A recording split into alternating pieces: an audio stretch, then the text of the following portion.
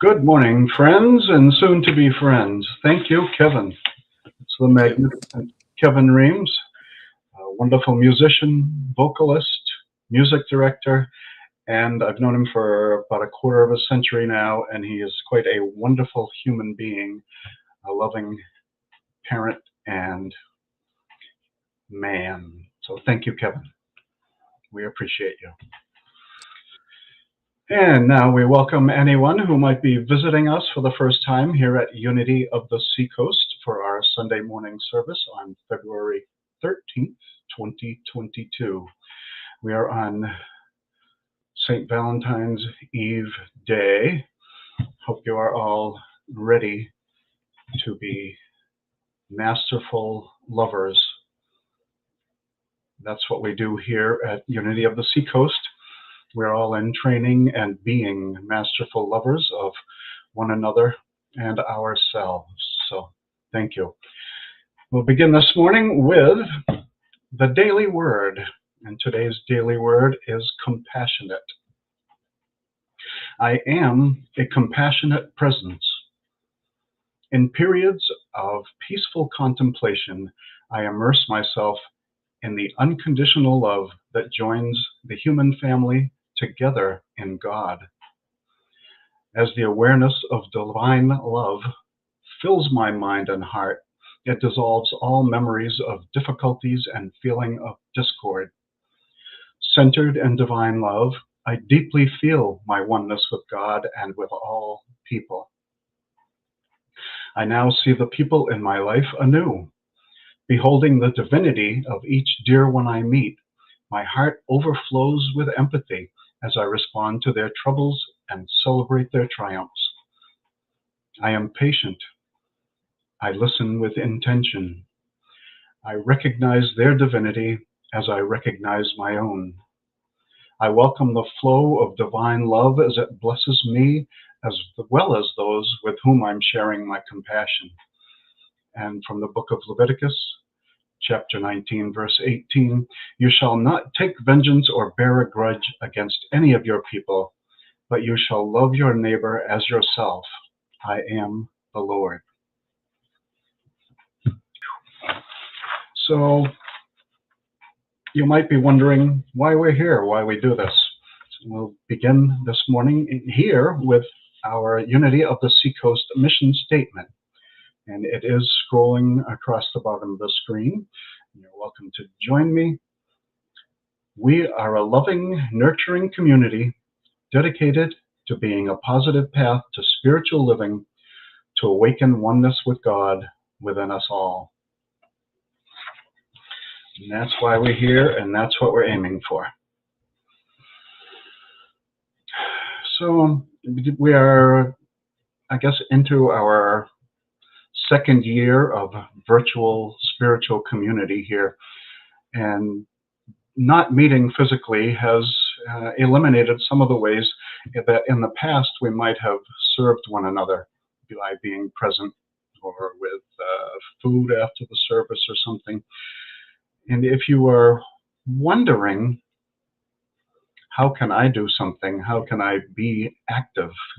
Spiritual community, even though virtual, doesn't have to be passive. And I'm a member of the prayer team here at Unity of the Seacoast, and one of the sources or resources for me, I don't know if this shows up backwards. No, it doesn't. Effectual Prayer by Florence W. Folks is a book that I go back to frequently. And so I've found a way to serve the community during this online experience on the first Monday of every month. I draw from that book. Florence Folks has a series of meditations in the back. And so on the first Monday of every month at 7 p.m., we do online on our Facebook Live a spiritual meditation. Usually takes 15 or 20 minutes, something like that. And I'm hearing from people that it's been very helpful to them. So that's one particular way that something that I enjoy and love has turned into a gift for the community online. Please feel free to find your gift and look for a way to share it. You can always chat with Reverend Tom or somebody else in the community. If you can't figure out a way to do something, we'd be delighted to help you. So as I mentioned, we have a prayer team here. It's composed of Unity-trained chaplains and ministers.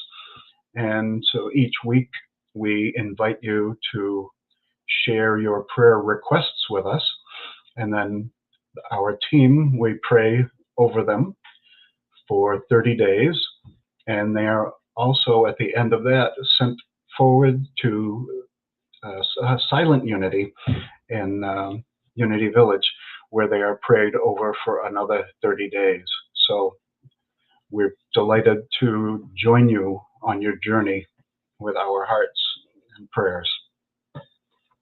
And if you would like to have yourself or someone you care about added to that prayer list, you can email Tom Scheinler at yahoo.com. That's our Reverend Tom, and he will get that onto the prayer list. You'll also have an opportunity later in the service, I think, to, if you wish, if you're comfortable with it, you can type in someone's name or their initials, or just use a heart emoji or something like that to express a desire for prayer. And we have a beautiful redesigned website. I'm not sure how long it's been that way, because I don't personally go to it very often, because I'm having too much fun doing this kind of stuff. But at unityoftheseacoast.org, you can find pretty much what's going on with us. We have the weekly announcements there. There's an archive of past talks if you missed something, or if there's something you'd like to go back and revisit. Then you can find those on our website, also on our Facebook page, and perhaps today you're even viewing us live on YouTube, where we will eventually soon have past talks archived as well. So we're giving you many, many ways to enjoy our spiritual community. Also on the website, there's a calendar of upcoming events. There's a tab called What is Unity that has a description of who we are, what we are, and why we're doing it also. There's a little tab with some writings of some of our members, spiritually based. There are quotes from the Unity co-founders and a few other Unity thinkers, the Fillmores. And let's see, where yeah, there. And so we've got a link to past services, and there's a magical button on that website that says donate. It gives you the opportunity, if you feel inspired, if you feel you've gained something from our services or from other aspects of what we're doing here, you can click on that button. The platform that we use is Tithely, and it seems to be very easy, safe, and secure. If you prefer to send a check to us, we appreciate that as well, and that can be sent to our new mailing address, which was recently updated, and that is Unity of the Seacoast, P.O. Box 1676, Dover, New Hampshire, 03821. And that also is running across the bottom of the screen there. There's also a link to Unity Worldwide Ministries activities. That's the overarching mothership that we are authorized to be activated under. And then in warmer weather, we have something called a walkabout, which happens usually on a Saturday morning at 10. We meet someplace in the Seacoast area. Gives us, in the COVID times, the opportunity to get out and meet in a safe outdoor environment, walking around, usually breaking off into twos or threes so that we can chat as we walk and maintain the connection, which makes it much easier to love your neighbor as yourself if you actually get to see them. So we we'll be announcing that when it gets to that point. Next Sunday, we'll be having another meeting, membership meeting. We have made recently some changes to our bylaws. We added some things to keep us current with Unity Worldwide design. So please be on the lookout for an email from Bev, our board president, on that. And we encourage everyone to join us for the meeting. Even if you are not currently a member, you wouldn't be able to vote, but you're certainly welcome to join us in seeing how we do things. This week, we will have fellowship following the service, and that happens at 11 o'clock on Zoom, and that magical meeting number is also running across the screen here. And if there's anything I've forgotten, maybe Tom will squeeze it in later on. Right now, we engage in a practice called Namaste, and it's based on the Sanskrit word, Namaste, which I've seen it translated many ways. My preferred method is the light in me recognizes and honors the light in you. And we greet one another by putting our hands together in front of us in prayer position. And as we bow our heads, saying Namaste. And we continue to look deeply into one another's eyes as we're doing that.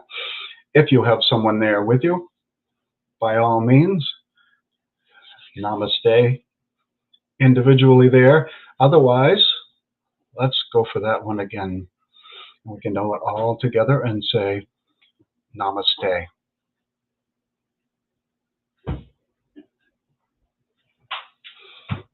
Thank you. Mine's gone.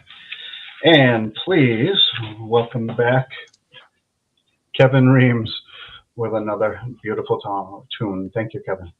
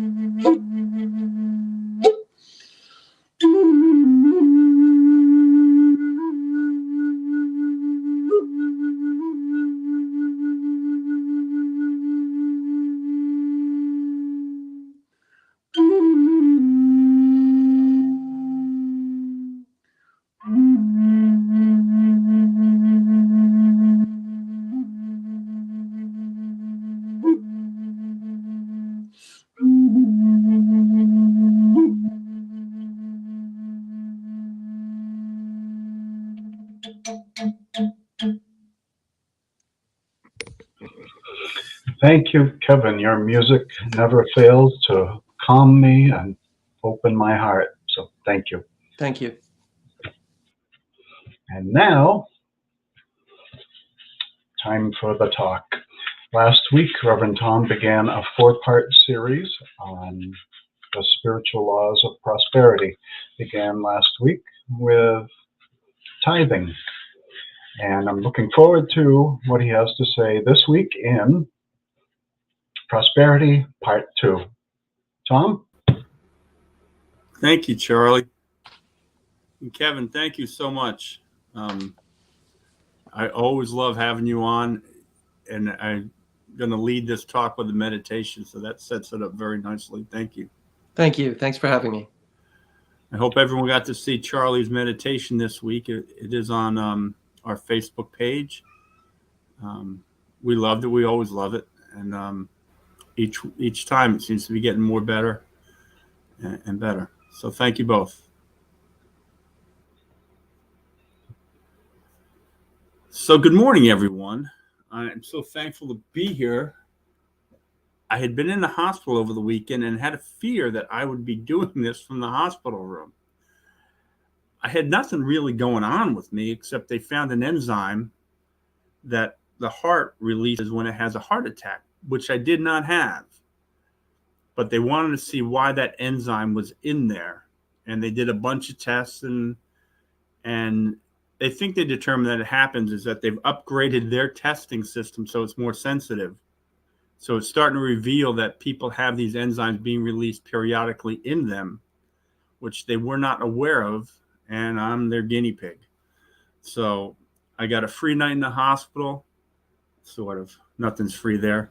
But I also got to meet a wonderful doctor who I'd been having struggles with my diet because of kidney function and diabetes and all these things, that it's kind of what he did. He's a cardiac doctor, but he really tweaked stuff on a sense that made sense to me, a more natural diet. And it was worth it just to meet him and have that hour chat with him. And I know Casey got a lot out of it as well. And it's we've been incorporating that into our diet already. So I'm glad to be here, not broadcasting this from that room. So this is our second week of prosperity, and it's a 2-part. It's not a 4-part. I covered gratitude and tithing last week. And this week we will cover forgiveness, goal setting, and divine purpose. But before we begin, I'd like to acknowledge that we come together in the knowledge that there is one power and one presence in the universe and in the world. God the good and great omnipresence. We come together in love and wisdom, which we know is the true face of God. I invite you each to get comfortable, to close your eyes, and to begin to notice your breath as it flows in and out at a comfortable breath, at a comfortable pace.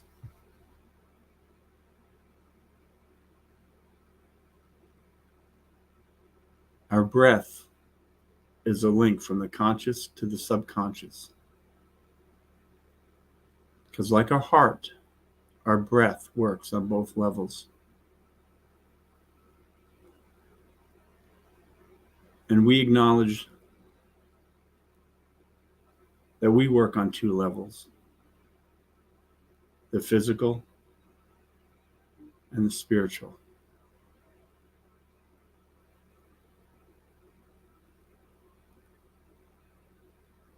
And I want you to think of these thoughts as we settle in. I acknowledge that I'm a divine child of all that is.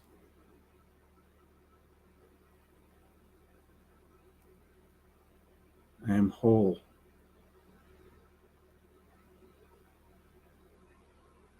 I am healthy.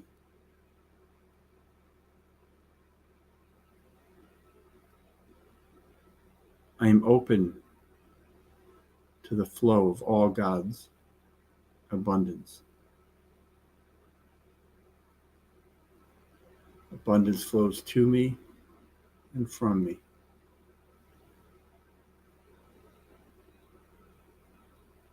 I am not limited in my abundance.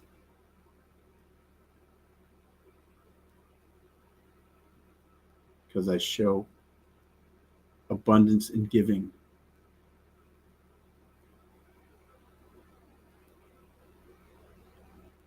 I accept abundance in receiving.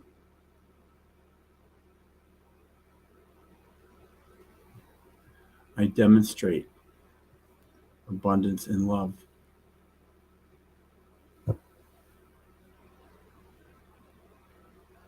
I demonstrate abundance in wisdom.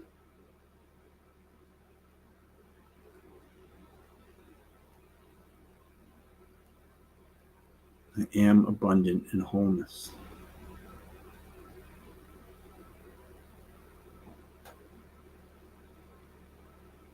And as I sit with my feet placed on the ground, I allow the stressors and tenseness to drop away.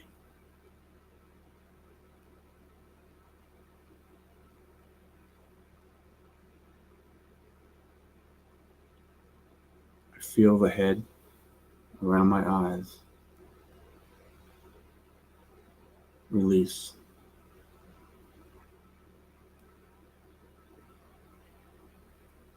I move that release down to the back of my neck, and my shoulders as they drop.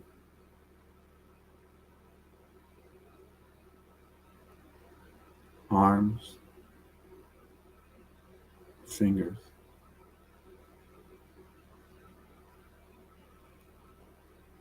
Center of my chest relaxes.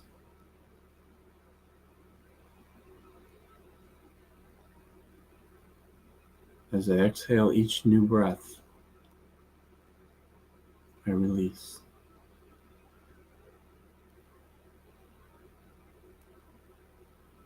I feel the tension drop away from my back, my abdomen, my pelvic region.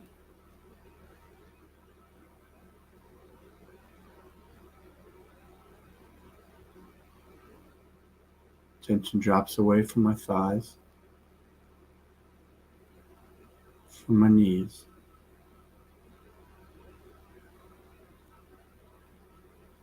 down my legs past my calves,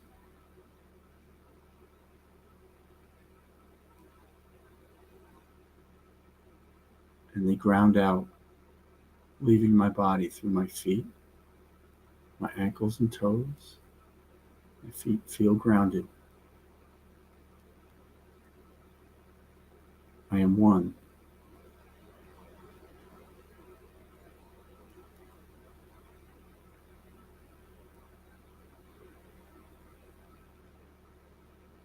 And I invite you to come back to me, opening your eyes,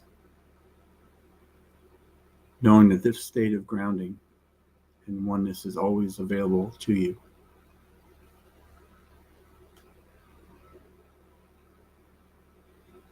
Last week we covered gratitude and tithing. This week we'll cover goal setting, forgiveness, and divine purpose. We've been using the 4 spiritual laws of prosperity by Edwin Gaines as a rough guideline. And those are the orders that Edwin Gaines has them in, but I'm going to switch it up a little bit because I think forgiveness should go before goal setting. Why forgiveness first? When we hold on to bitterness, we're restricting a flow of abundance that comes to us. Abundance operates on a positive path, as does forgiveness. Anger and bitterness are not on that same flow.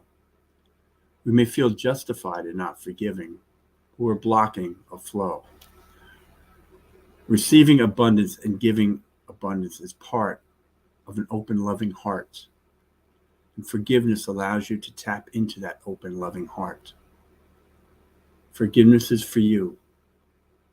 If the other person feels the benefits from it, then that is great. That's a nice bonus, but it's for you.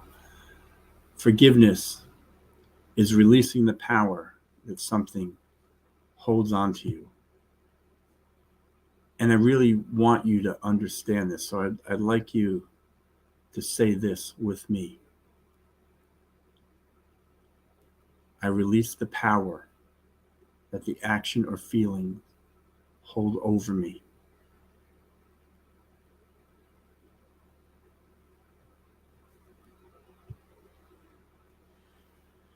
Edwene had an exercise in which she lists all the things that she needed to forgive and why she needed it. And each time she looked at that list, she found another perspective of why the person may have done what they did. Each time I've needed to forgive someone, I have found a new perspectiveness. Perhaps I saw the new perspectiveness. It was not the actual depiction, but it was one that I could move forward on.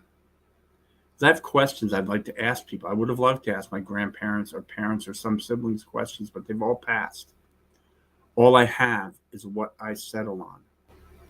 If what you settle on holds you back, then come up with something else or realize that their actions has nothing to do with you today.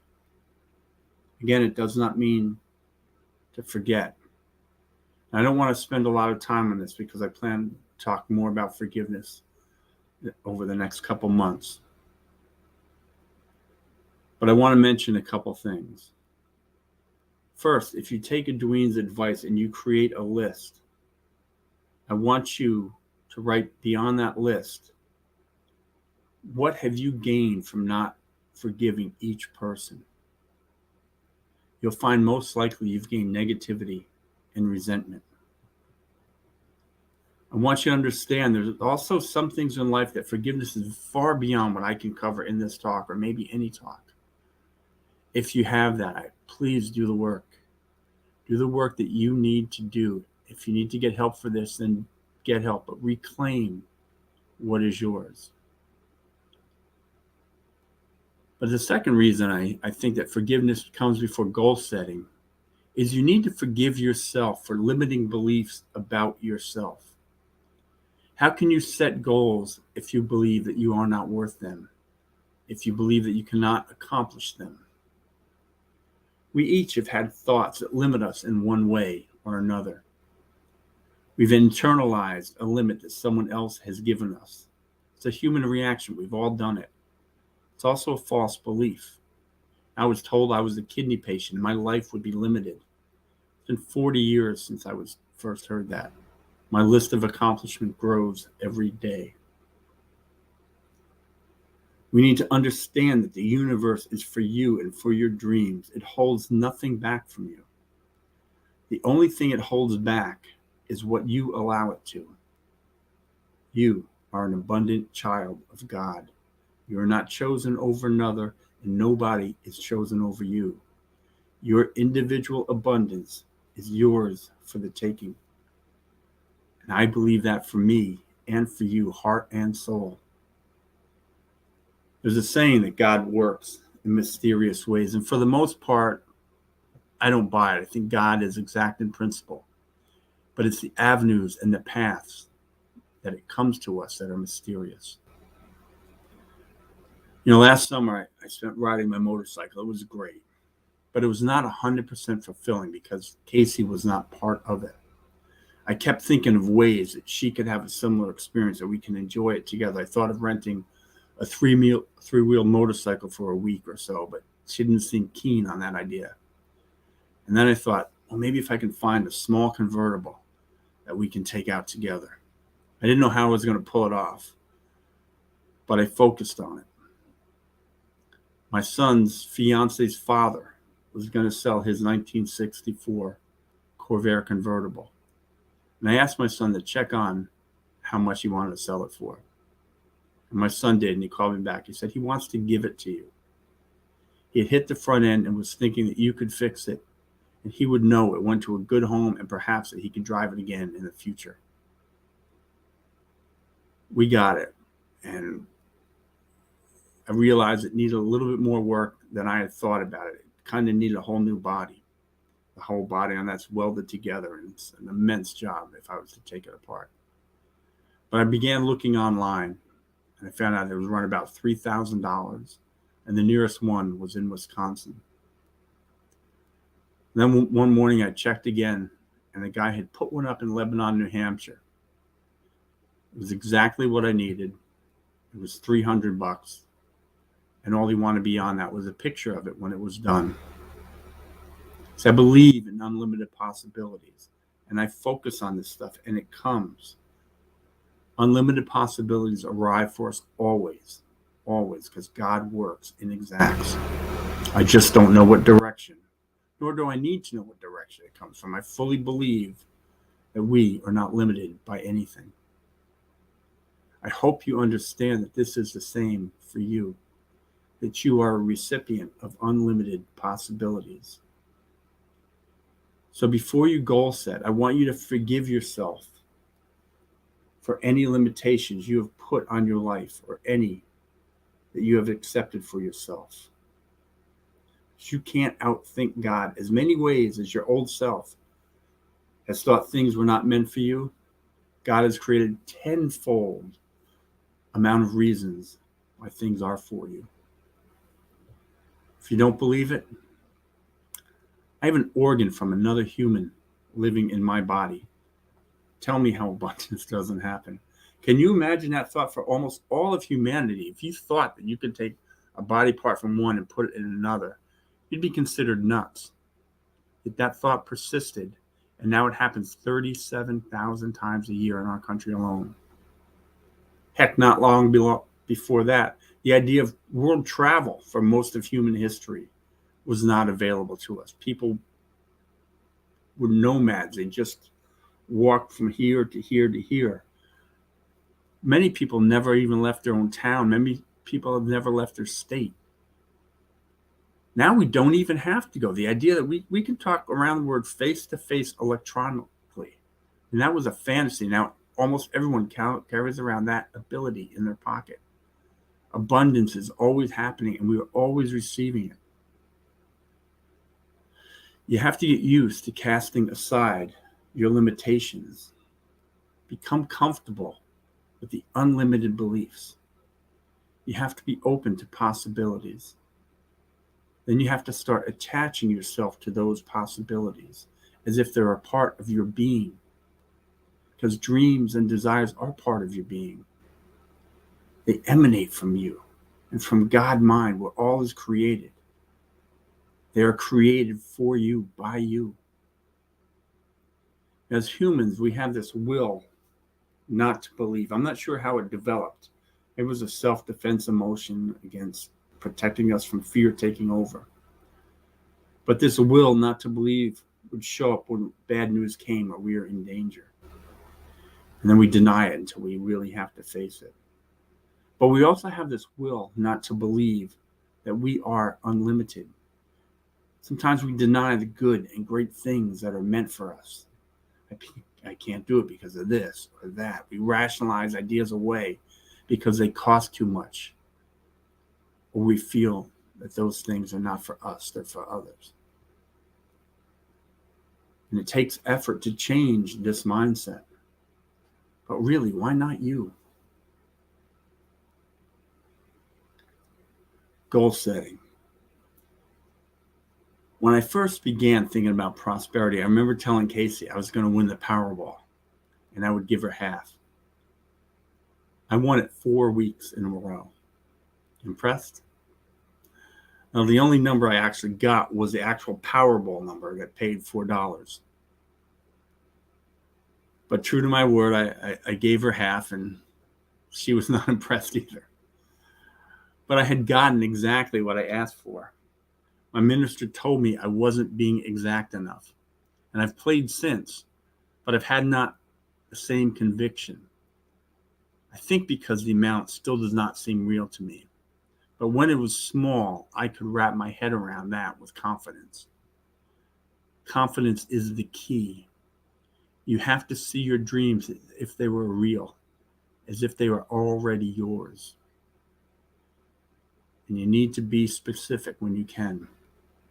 There's a Unity joke about a lady. She's a single lady and all her friends are married. But she wanted a husband too. So she kept asking God for a husband. She prayed. She affirmed. She did everything that she thought she was supposed to. Yet she remained disappointed in the results. She asked her minister, said, "Give, I'm loving. All I'm asking for is a husband. And all the men that I seem to meet are married."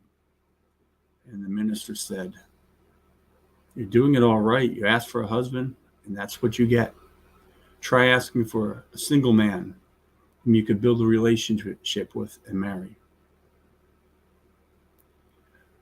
Write down what you want out of life. Allow yourself to dream. Picture it. Picture it as if it has already happened. I had a picture of my motorcycle on my backdrop long before I had ever bought it. Distance yourself from the naysayers. We all have them, the people who want to inject a little reality into the situation. It's not their job to limit your dreams or possibilities. They've chosen to limit theirs. Don't let them share that with you. Practice dreaming every day. Do it for a month. Edwin says 21 days. A month for me was easier to keep track of. But at the end of the month, when you've really settled into the idea that your desires are yours, then begin to take the steps and prepare. Principle 5. You should know this by heart. I say it every week. It's not enough to know. We must do the work. Begin to take the steps towards your desires. Part of that is also casting off what you don't want. When Casey wanted a new career change, the first thing she did is she removed all the things in her work office that connected her to her job. She took out photos, plants, and any personal belongings. When I wanted a career change from a company, I removed from my work truck anything except what I would use that day. When it was time, I was out in 10 minutes. Same with Casey. She left with a better package deal than she had dreamed about. I left knowing I had created a way and time for me to take my ministry classes. If you want a new car, then remove your personal belongings from your current car. Be ready for change. If it's new clothes, then begin by clearing out some of your old clothes. Make room for the new, whatever. But give it a home before you even have it.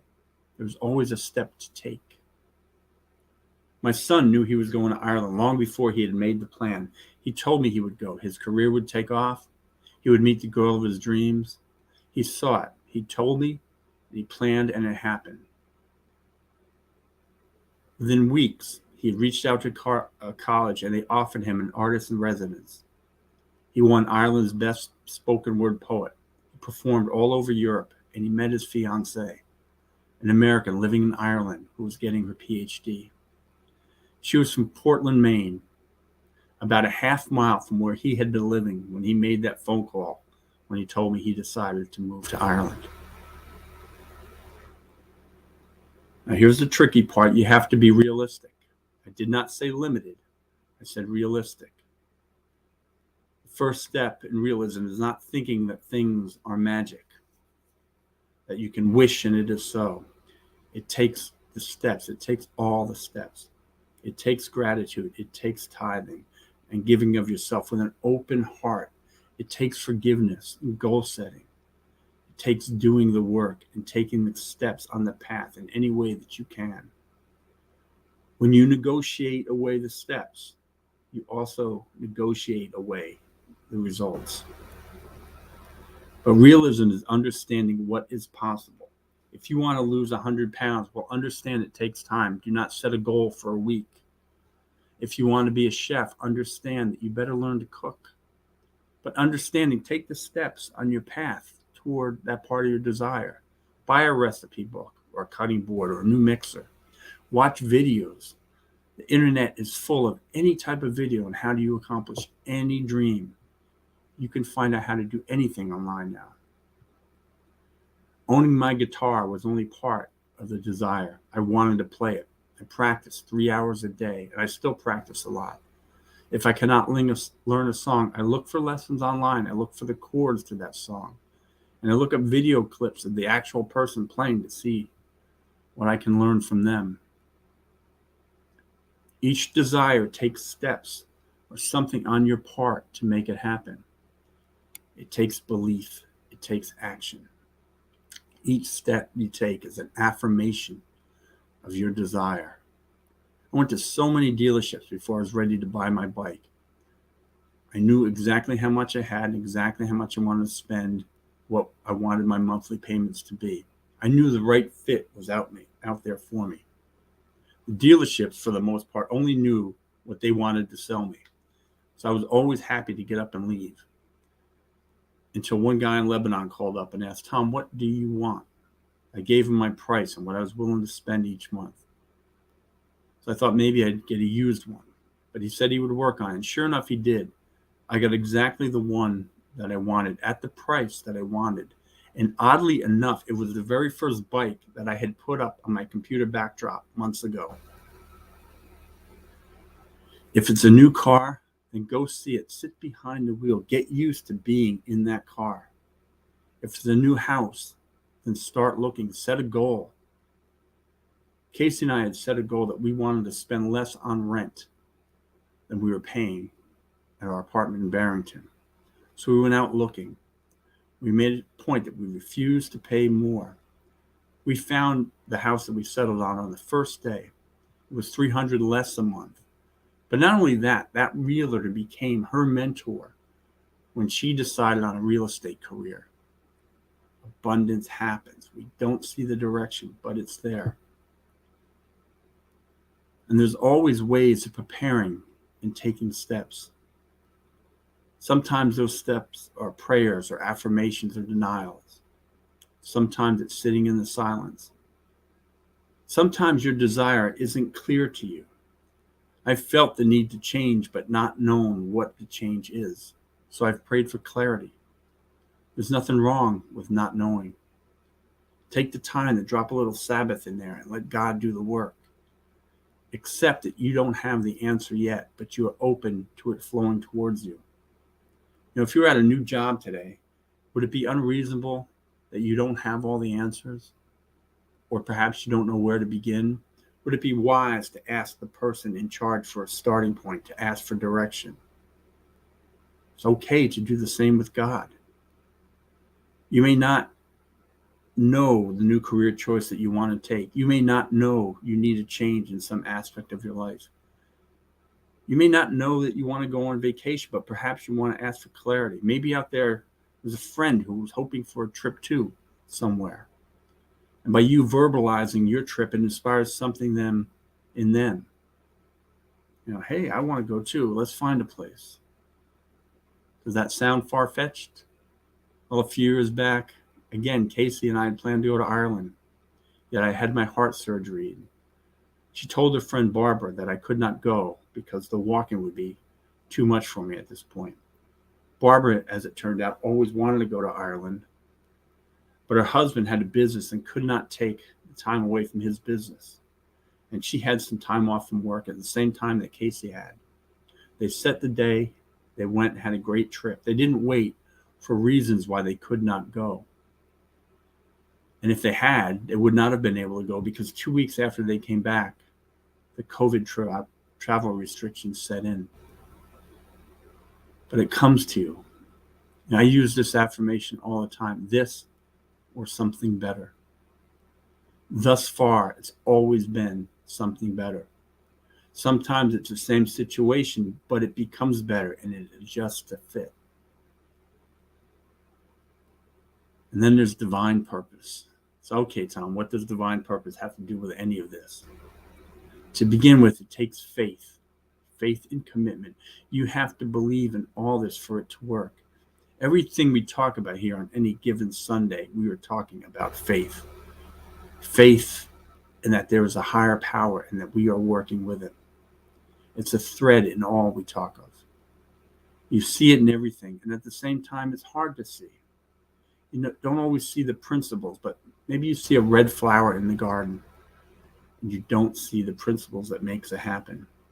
But you have faith that when you turn away and look back at that flower, all those principles will come in line and you will see it again.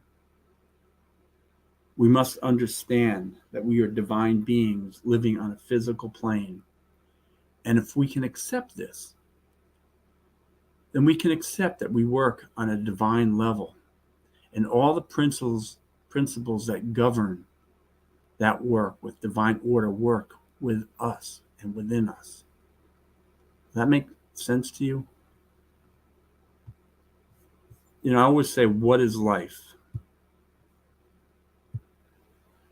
Life is to use freedom of choice to co-create the best life for you and for the benefit of others and our world. A life grounded in wholeness, love, empathy, compassion, and wisdom.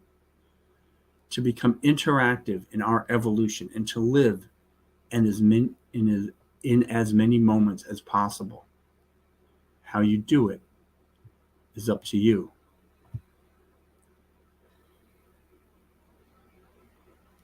Do you see limited possibilities in this, or do you see unlimited possibilities? Do you see divine purpose in that statement? Do you see working with God in this? This is you in your Christ-like nature. It's our most natural state. It's the image of God working within us and through us.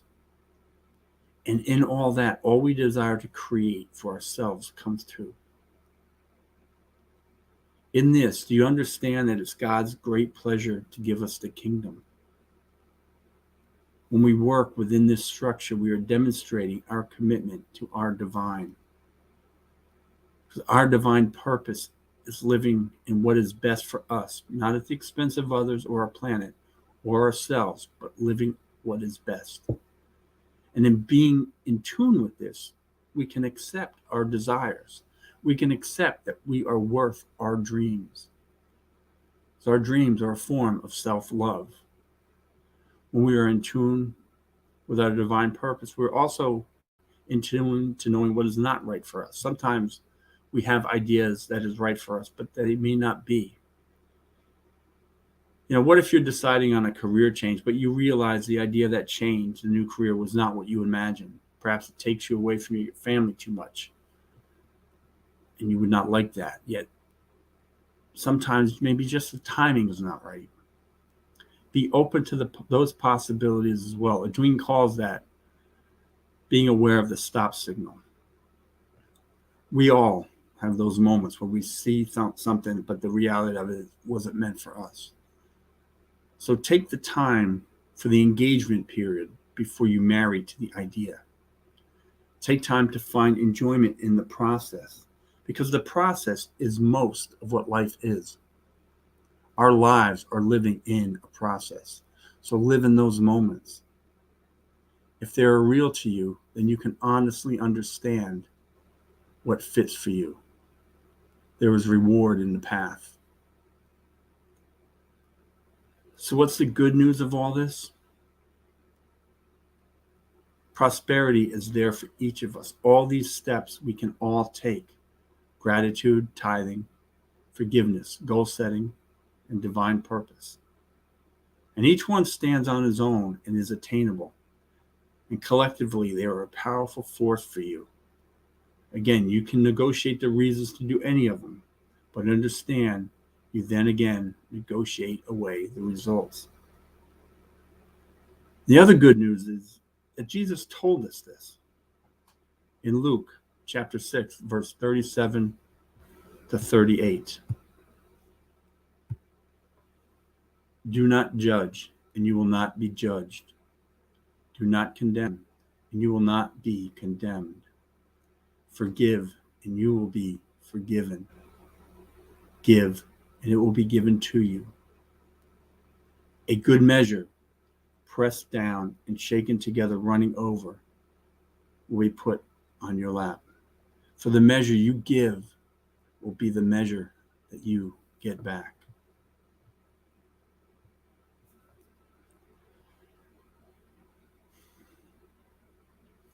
I'd like to take this time now to turn to a prayer for others.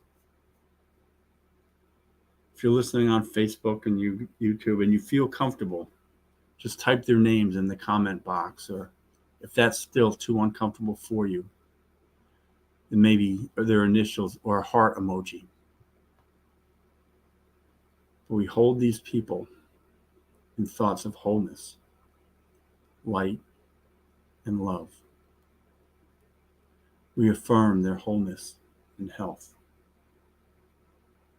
And I suggest, if you can, reach out to them this week and tell them that you've prayed for them. Tell them you care. For the fastest way to have a prayer land is to contact that person and show them love. Next week, I'll be doing a talk on healing. So I hope you join me for that. There's another prayer that we do. It's the affirmation of tithes and offerings. So if you place your hand over your heart and repeat this with me. Divine love as me blesses and multiplies all that I am, all that I have, and all that I receive. And so it is. And I would like to close out this service with the prayer of protection. The light of God surrounds you. The love of God enfolds you. The power of God protects you. The presence of God watches over you. Wherever you are, God is, and all is well. Amen.